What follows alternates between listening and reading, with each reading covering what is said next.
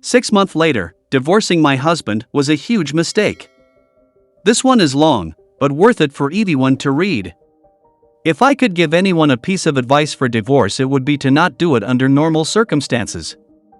If your spouse is beating you or threatening you or your children, then of course get out and fast. In my case, there was no abuse.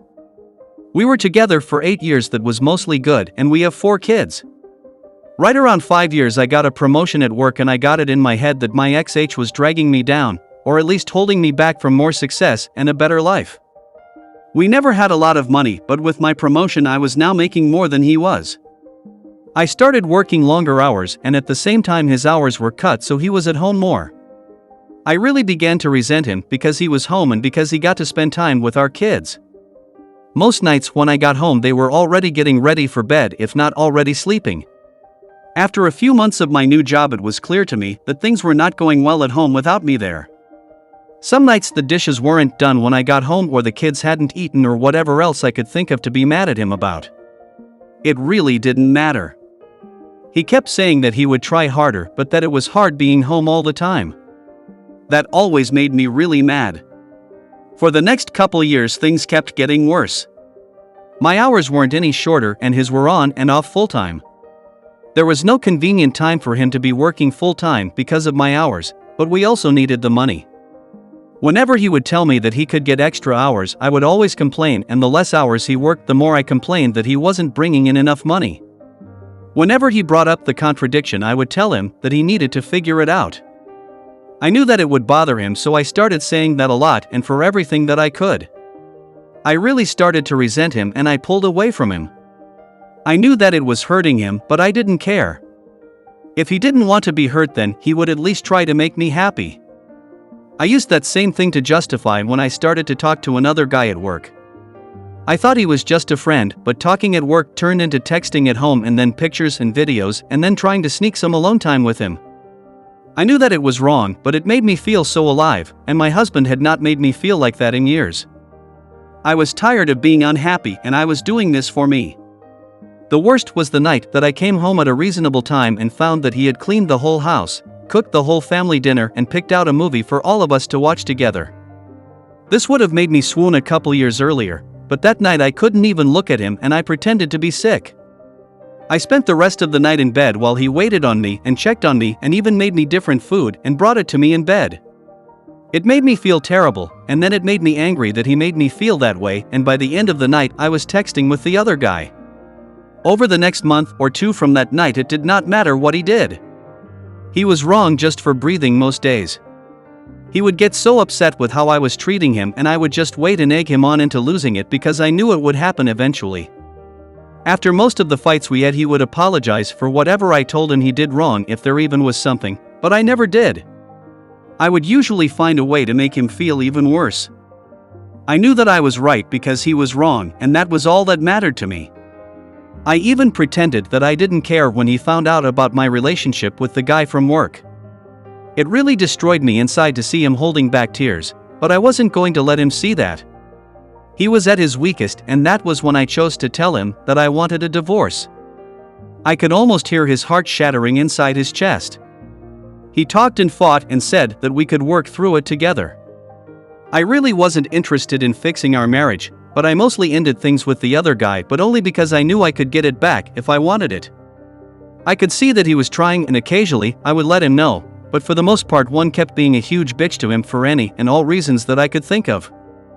I'm not sure how much more the man could have done to make me happy besides finding a job that paid enough for me to not have to work at all. He said that he was looking, but looking and finding are two different things. It was around this time that I discovered this group and a few others. I started posting things about him, from my perspective only, and I got so much positive feedback for how I was feeling that I knew I was right. The more I posted, the more validation that I got. It wasn't just me who knew that XH wasn't worth keeping around.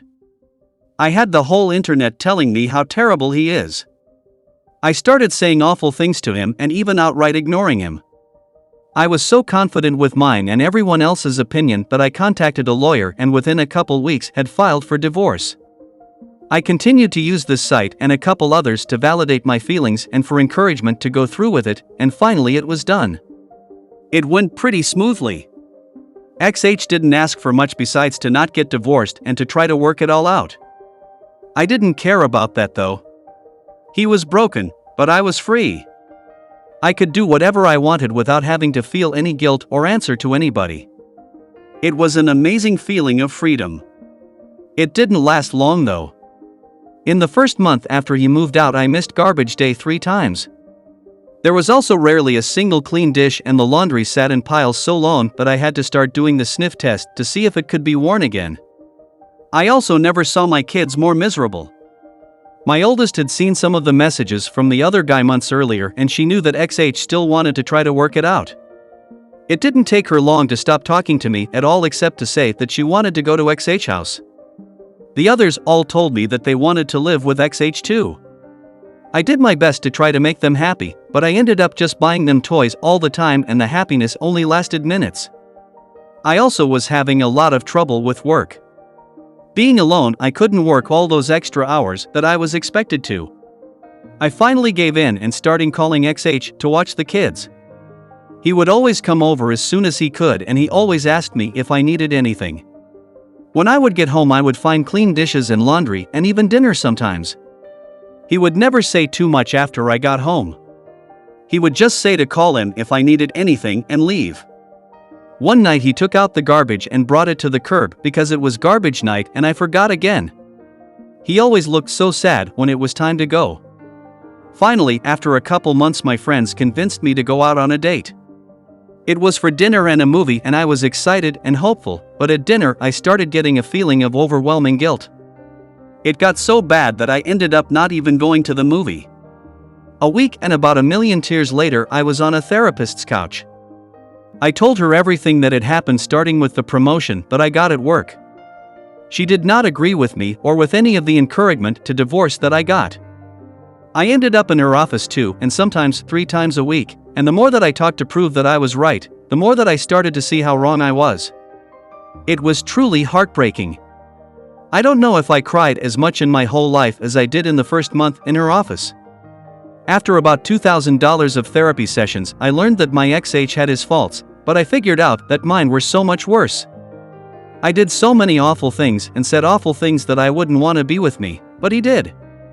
I still remember him asking me in the meeting with the lawyer to please not go through with it.